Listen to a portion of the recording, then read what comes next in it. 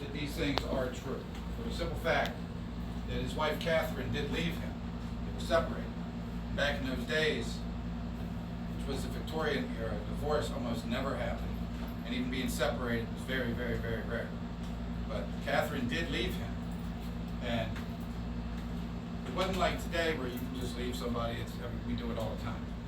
But back then, if she left, no matter, even if everyone knew that Harvey was the reason, Harvey was an ass, Harvey was this, Harvey was that, it didn't matter. If the woman chose to leave her husband back then, she was the one that was shunned by her neighbors, right? The townsfolk. Even if they knew that it was Harvey, Harvey's the reason, it didn't matter. That's just the way society was. So she did leave her husband, knowing full well that her best friends wouldn't talk to her anymore. People would say, you know, you're a piece of, I don't know what they would actually say back in those days, but it wouldn't be nice. So, we believe that stuff to be true. Now, however, Harvey did do something nice, attempted to, for the people in Gettysburg during the Battle of Gettysburg, okay? So when the battle did start, it started over in that direction over there, around the Seminary Ridge area, okay? And on the first day of the battle, the Confederates kind of ruled the day, all right? So what you had happen is this road right out here in front of us, Baltimore Street, there was approximately 20,000 Union soldiers storming down the road, trying to get away from about 30,000 Confederates that were pursuing. The Union guys ended up around Cemetery Ridge, Cemetery Hill, in that area up there. Confederates stopped and stayed in this area down here. They went about as far up as that where that white picket fence is across the street from. So, Harvey, before this happened, before that happened, because people knew there was the Lee had entered Pennsylvania, people were freaking out in other towns too. But when it became clear that something was going to happen here, the townsfolk wanted to get out of here. So those that left early enough were able to get out of town. Others waited too long, they were wishy-washy. They'd go down High Street, Middle Street, what have you, Chambersburg Street, and they'd run into Confederate or Union soldiers. They'd turn around and go the other way. They'd run into soldiers again.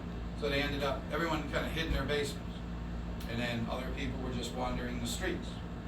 So that's what happened here in the Farnsworth house, which was the Sweeney house back then. Is that when Harvey lived here at the time of the battle, he lived here with his eldest son and with a tenant. So there was 3 people here. He took in 10 more people that were milling around out front. Okay, basically come in, ride the storm out, give you shelter and whatnot. And so he took in 10 more people. Now, amongst those 10 people, 8 of them were teenagers or younger. We know that, but we do not know their actual ages. So he took in quite a few young people. So he didn't know at the time that the Confederate Army was taking over his house.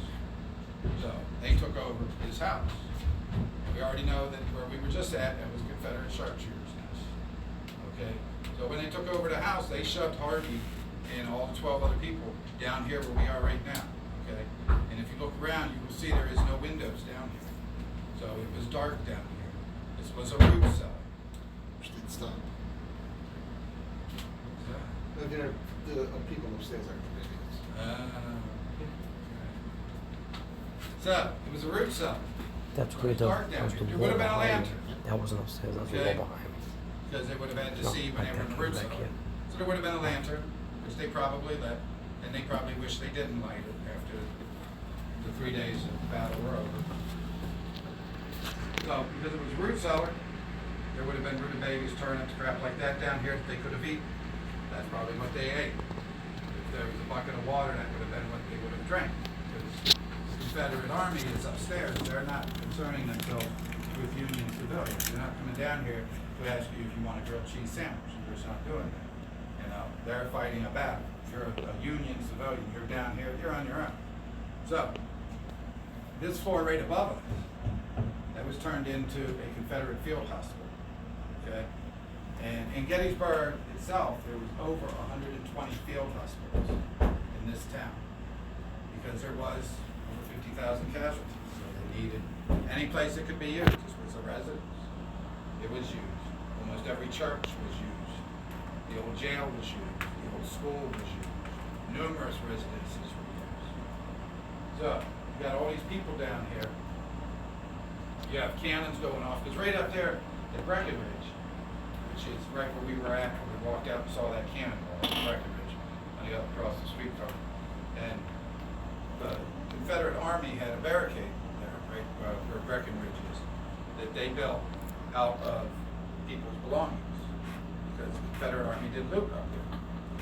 They went in and they took people's beds and dressers and sofas and whatnot, and they built a barricade, and they put a couple of cannons behind it. So you got cannons going off just up the road. That's scaring the shit out of people down here. You got thousands of troops running around outside firing their guns. That's scaring the crap out of them. Now you got people up here that are screaming because they're having their arms and legs amputated, their bodies sewed up. So, oh, and amongst the looters in town, the biggest looter of all